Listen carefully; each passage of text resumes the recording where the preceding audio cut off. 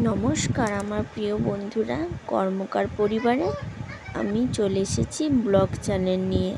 তো বন্ধুরা, নতুন নতুন তো রান্নার রেসিপি দেখালাম। আজকে দেখাবো আমি সারাদিন বাড়িতে কি কি কাজকর্ম করি।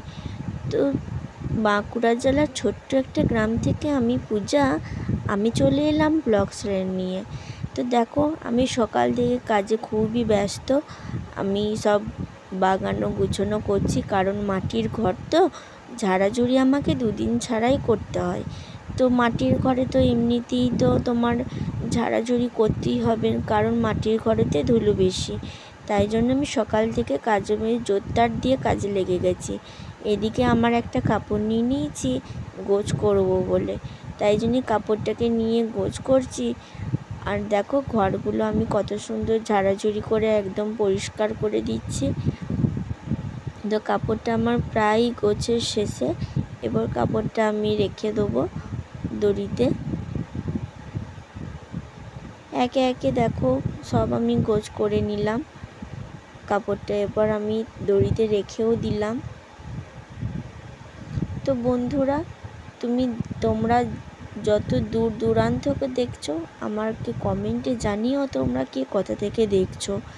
তো তবে ভালো লাগবে আমার, যে আমি জানবো যে তোমরা কত দূর থেকে আমার ভিডিওটা দেখছো। তো লাইক, কমেন্ট, শেয়ার সবাই সব কিছু করবে।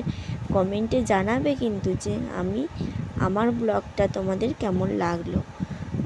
কারণ আমি তো এই ফার্স্ট ব্লগ দিচ্ছি, কারণ এতদিন তোমাদেরকে রান্নার ভিডিও দেখিয়েছি। তো রান্নার ভিডিও দেখাবো আমি তোমাদেরকে। আমি ঠিক যখন আমি নতুন নতুন রান্না করব তোমাদেরকে দেখাবো। এই দেখতে পাচ্ছ, এটা ইলেকট্রিক কেটলি, কারণ এটা আমার বরকে ওর বোন জন্মদিনে দিয়েছে এটা গরম জল করার জন্য। তাই জন্য দেখো, তোমাদেরকে দেখালাম, শেয়ার করলাম তোমাদের সাথে, যে এই কেটলিটা দেখালাম যে বরকে দিয়েছে জন্মদিনে। ওইটাই আবার খাপের মধ্যে ভালো করে রেখে দেবো। আর একটা দেখো, আমি ধুলোগুলো সব ঝেড়ে নিচ্ছি। ওদিকে সব কাপড় জামা সব ঠিকঠাক করে রেখে এদিকে আমি তাক পাকগুলো ভালো করে ঝেড়ে নিলাম।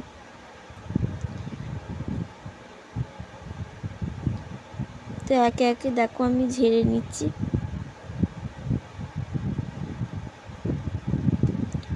আর কাজ তো থেমে থাকে না, কাজ চলতেই থাকে। হ্যাঁ, এটা হচ্ছে একটা কাঠের পেনদানি। তো আমার আর এক ননদ হচ্ছে শুশুনিয়া পাহাড়ে গিয়েছিলো, তার জন্য ওটা আমার ছেলের জন্য এনেছিল পেন রাখার জন্য। ওইটাও তোমাদেরকে দেখালাম আমি। এদিকে দেখো রাখছি, কিন্তু ওটা রাখা যাচ্ছে না, তাই জন্য আবার ওইখানে নামিয়ে রেখে দিলাম। এইদিকে আমি বিছানাটা একটু ভালো করে ঝেড়ে নিলাম। ওইটা হচ্ছে বিছানা ঝাড়া, ওইটা আমার শাশুড়ি মা করে দিয়েছিল বিছানা ঝাড়ার জন্য। ওইটা এমনি মেঝে পেজে ঝাড় দেওয়া যায় না। এদিকে ছেলের ব্যাগটাও আমি ঠিকঠাক করে রাখলাম, কারণ ছেলের তো অনেক বই, দুদিকে বই রেখেছি। একদিকে এইদিকে বই রেখেছি, একটা ওইদিকে বই রেখেছি, কারণ ছেলে মাধ্যমিক দেবে। তো মাধ্যমিকের বই মানে প্রচুর বই। এইদিকে পেছনের ওই তাকটা না খুব ঝুল হয়েছিল, তাই জন্যে ভাবলাম ঝাড়ছি যখন আমি ওই দিকটাও একটু ঝেড়ে নিই।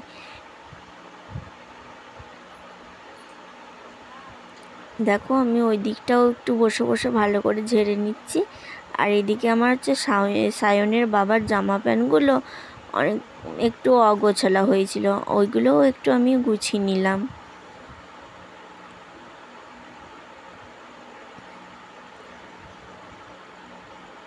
তো বন্ধুরা, আমার ভিডিও যদি তোমাদের অবশ্যই যদি ভালো লাগে, তাহলে আমাকে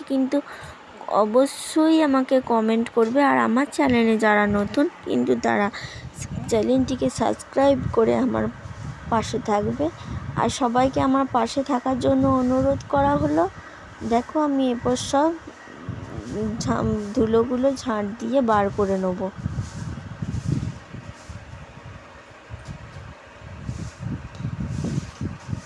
ছেলেদের বাড়িতে বাচ্চা ছেলে থাকলে দেখতেই পাচ্ছ কেমন ঘর নোংরা হয়, কাগজ ছেঁড়া। ওরা তো বাচ্চা, তাই না? কিন্তু ওরা তো ওরকম করবেই, কাগজ ছেঁড়া আমাকে সেগুলো বাগাতে হয়। আর মাটির ঘর এমনিতেই ধুলো হবে, কারণ সানের ঘর হলে অতটা ধুলো হয় না, মাটির ঘরেই ধুলোটা বেশি হয়। আর কে ভিডিও করছে বলো তো? আমার মেয়ে সৈনী। তো সৈনীকে বললাম তো চো বন্ধুদেরকে দেখায় আমি সারাদিন বাড়িতে কী কী কাজ করি, তো ও আবার ভিডিওটা করে দিচ্ছে।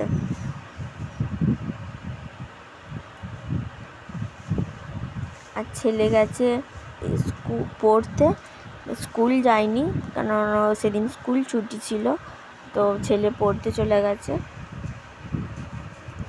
দেখো আমি কাগজ ছাড়া আর সব ফেলে দিচ্ছি। এদিকে সৈনী দেখতে পেয়েছো বিছানায় শুয়ে পড়েছে। দেখো তো আমার বাড়ির ভিতরটা কেমন, কত সুন্দর বাগানো হলো। এদিকে আমি বাইরেতে সব ধুলোগুলো ঝাঁট দিয়ে, সব পিঁড়িতে ঝুল হয়েছিল সেইগুলো ঝাঁট দিয়ে আমি ফেলে দিচ্ছি। ঘরের ভিতরগুলো কিন্তু আমাদের মাটির, কিন্তু বাইরের পিঁড়িটা আমার সানের। এই যে কত ধুলো দেখতেই পাচ্ছ তোমরা। রোদ, আর তেমনি রোদও উঠেছে, প্রচুর রোদ। আমাদের পিঁড়িতে কেমন রোদ দেখতে পাচ্ছ। আর ছেলের স্কুল ছুটি ছিল বলে তাই জন্য আমি একটু ঘরগুলো ঝাড়াঝুড়ি করে নিলাম। স্কুল থাকলে তো হয় না, স্কুল থাকলে স্কুলের ভাত করতে হয়, আবার টিফিন করতে হয়, তাই জন্য আমার স্কুল থাকলে হয় না। দুটো ছেলে স্কুল যাবে, টিফিন নিয়ে যাবে, তাদের খাবার জোগাড় করতে আমার দেরি হয়ে যায়, তাই জন্য আমি ঘর ঝাড়াঝুড়িগুলো সপ্তাহে একদিনই করি। দেখো আমার পরিষ্কার করে ঝাঁট দেওয়া হয়ে গেল। এইদিকে আর একটা আমাদের রুম আছে, ওই রুমটাও আমি একটু বিছানাটা ভালো করে ঝেড়ে নেব।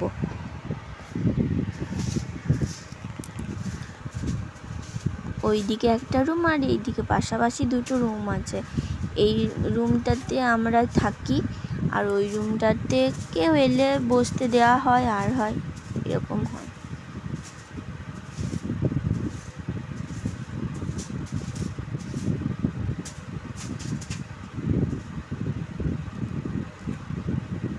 এই দেখো বালিশগুলো আমি ঠিকঠাক করে রেখে দিলাম। আর এইদিকে হচ্ছে সৈনির জামাগুলো অগোছালো হয়েছিল, সৈনির জামাগুলো আমি গুছিয়ে নিলাম।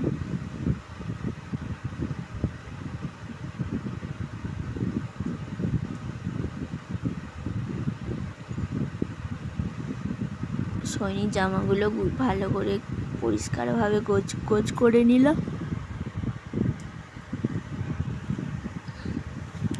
আর একটা জামা আছে, আমি গোছ করে নেব।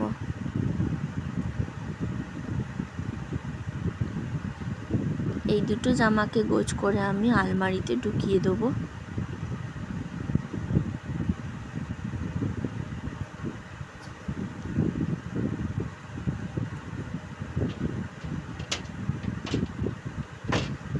দেখো আলমারিটা খুলে নিলাম, এরপর আলমারিতে ঢুকিয়ে দেবো জামাগুলো। সৈনী বলছে মা আলমারিটা জামা কাপড়গুলো দেখাবে না, তো তাই জন্য আলমারির ভিতরটাও ভিডিও করে নিল।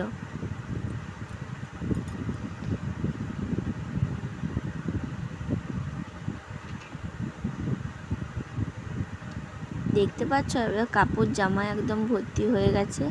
আর এইদিকে সাদা কাপড়টা 15ই আগস্টের দিন পরেছিল, তাই জন্য আমি কাপড়টাও গোছ করে ঢুকিয়ে দেবো, কারণ বাইরে থাকলে ধুলো হবে।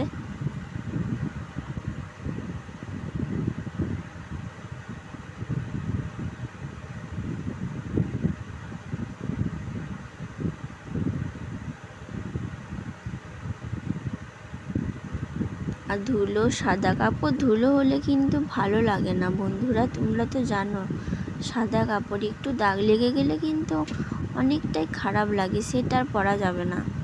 তাই জন্য সঙ্গে সঙ্গে আমি রোদে দিয়ে সেইটাকে আমি গোছ করে আমি ঢুকিয়ে দেবো।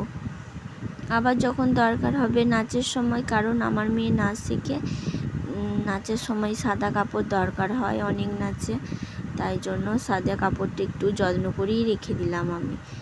কত আর কিনা যাবে, কিনা তো সব সময় সম্ভব নয় না। দেখো আমি ভালো করে গোছ করে নিলাম, এরপর আলমারিতে এটাও ঢুকিয়ে দেবো। আমি আলমারিতে ঢুকিয়ে দিলাম, দিয়ে এরপর আমি আবার মেঝেটা একটু ঝাঁট দিয়ে দিলাম। এই মেজোটা ঝাড় দিয়ে দিচ্ছি।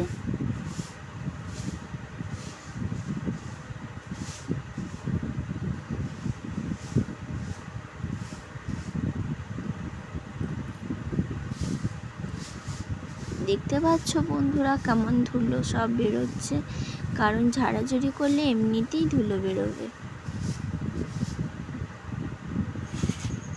এদিকে আমি দেখো উনুন জ্বালিয়ে দিয়েছি রান্নার জন্য। এদিকে সোহিনী দেখো সব খেলছে, আর এদিকে বাবাও বাজার করে নিয়ে চলে এসেছে, আর মাছও আছে, সবজি দিয়ে কাপড় জামা সব কিছু।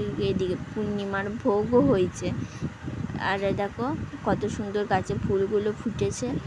ভাত চাপিয়ে দিয়েছি, আর সায়ন পড়তে বসে তো ভাবছে আমার কি হচ্ছে, কি করব। আর রান্না দেখো আমার হাফটা হয়েই এসছে। এদিকে মাছ ভাজা, করলা, পটল দিয়ে মেয়ের নাচের ক্লাস গিয়েছিলাম।